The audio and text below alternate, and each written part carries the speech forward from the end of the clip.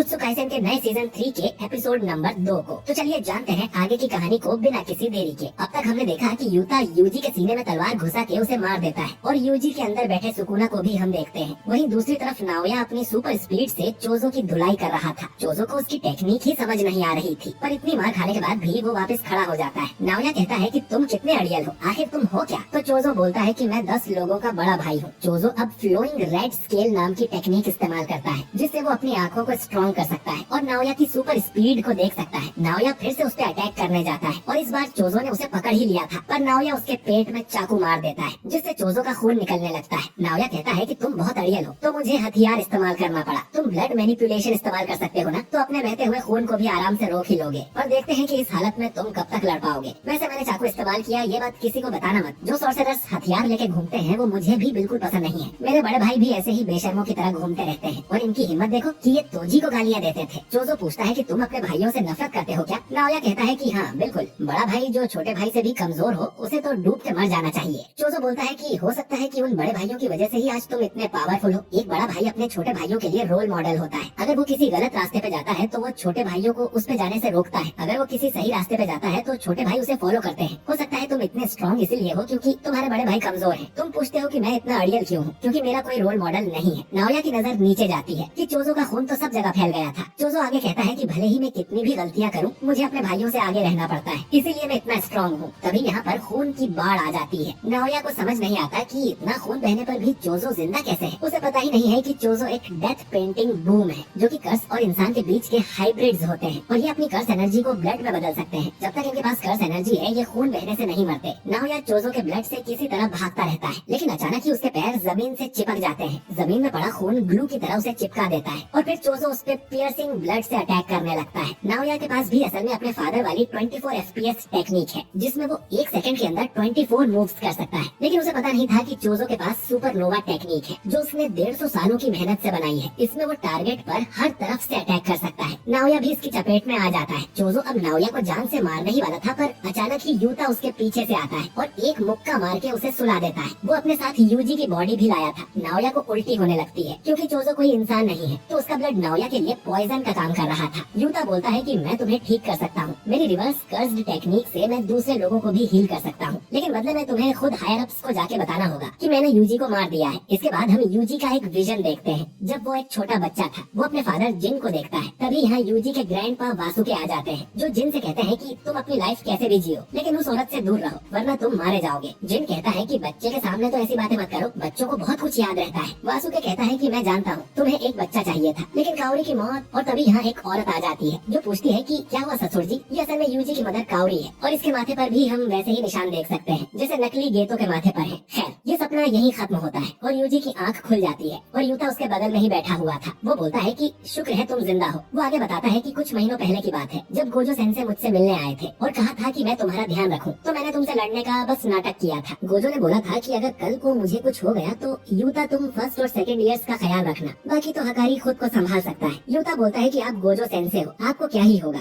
Gojo कहता है कि खासकर यूजी का ख्याल रखना, वो तुम्हारी तरह ही है, उसको भी एक बार मौत की सजा मिल चुकी है, इसीलिए यूता ने यूजी को मारने का नाटक किया। अगर वो मना करता तो किसी और को उसे मारने भेजा जाता। हायर अप्स भी कोई बुद्धू नहीं है। मैं तुम्हें सच में मारूं इसके लिए मैंने उनके साथ बाइंडिंग वाव ली थी, इसीलिए मुझे तुम्हें सच में मारना पड़ा। यूजी पूछता है कि तो फिर मैं जिंदा कैसे हूँ? यूता बोलता है कि रिवर्स कर्स्ड टेक्निक की वजह से। उसने यूजी का दिल बंद होते ही उसे तुरंत हील कर दिया था। इससे हायर अप्स को दी हुई कसम भी रह गई और यूजी भी नहीं मरा। यूजी के लिए मर के जिंदा होना कौन सी नई बात है, और ज्यादा लोग ये नहीं जानते कि यूता ऐसे दूसरों को हील भी कर सकता है। कभी न कभी तो लोगों को पता चल ही जाएगा, पर फिलहाल तो यूजी दुनिया के लिए मर चुका है। यूजी पूछता है कि तुमने मेरे लिए इतना सब क्यों किया? तो यूता कहता है कि जिन लोगों की मैं परवाह करता हूँ वो तुम्हारी परवाह करते हैं। मेरे पास भी एक समय खतरनाक पावर थी, लेकिन तुम्हारी पावर तुम्हारी अपनी नहीं है और इसमें तुम्हारी कोई गलती भी नहीं है। तभी मेगुमी यहाँ आ जाता है और यूजी से कहता है कि हम जुजुत्सु हाई वापस जा रहे हैं, हम तुम्हें छुपा के अंदर ले जा सकते हैं। यूजी बोलता है कि मैं नहीं जा सकता क्योंकि शिबुया कांड में इतने सारे लोग मेरी वजह से मारे गए। मेगुमी बोलता है कि उसमें तुम्हारी कोई गलती नहीं थी, तुम हार नहीं मान सकते। हम कोई हीरोज नहीं है, हम जुजुत्सु सॉर्सरर्स हैं, हमें कोई नहीं समझ सकता, हमें लोगों की मदद करते रहना होगा, ये साबित करने के लिए कि हमारा भी वजूद है। यूजी मन में सोचता है कि मैं तुम्हारे साथ नहीं रह सकता क्योंकि फिर तुम पर भी खतरा आ जाएगा। मेगुमी अब बोलता है कि मुझे तुम्हारी मदद चाहिए। नकली गेतो यानी केंजाकू ने एक किलिंग गेम शुरू कर दिया है जिसमें जुजुत्सु सॉर्सरर्स एक दूसरे को मार सकते हैं और इसका नाम है कलिंग गेम। और मेगुमी की बहन सुमिकी को भी जबरन इस गेम का हिस्सा बना दिया गया है, इसीलिए मुझे तुम्हारी मदद चाहिए। इसके बाद हमें कलिंग गेम के कुछ रूल बताए जाते हैं, जैसे सभी खिलाड़ियों को 19 दिन के अंदर इसमें एंटर करना है। अगर कोई रूल तोड़ता है तो उसकी कर्स टेक्निक को रिमूव कर दिया जाएगा, जिससे खिलाड़ी की मौत हो जाएगी। पार्टिसिपेट करने के लिए इन्हें कॉलोनी में आना है। कोई किसी को मारेगा तो उसे पॉइंट्स मिलेंगे। और भी रूल्स हैं जिन पे हम आगे बात करेंगे। यूजी अब यूता से कहता है कि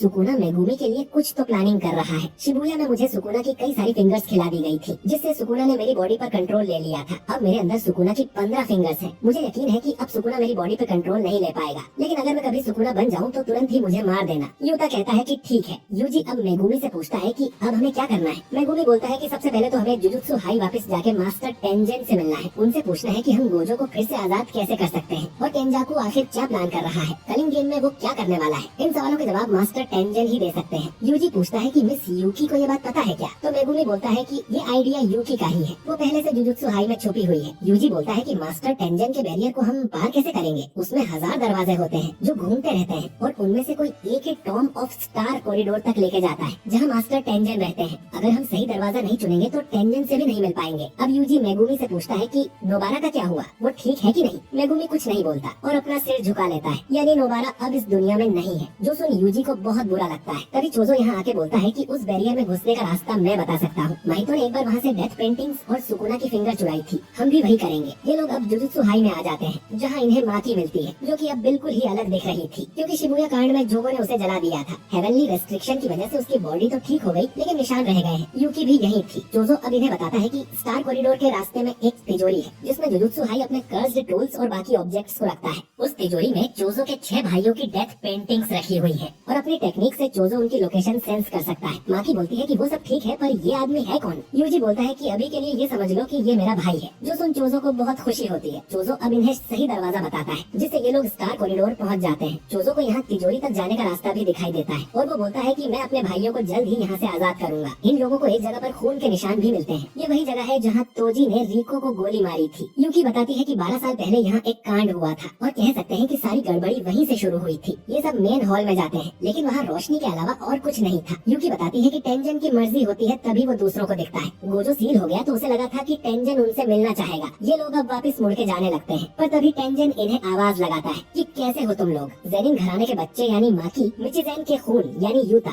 डेथ पेंटिंग यानी चोजो और सुकुना का वेसल यानी यूजी। और ये एपिसोड यहीं पर एंड हो जाता है।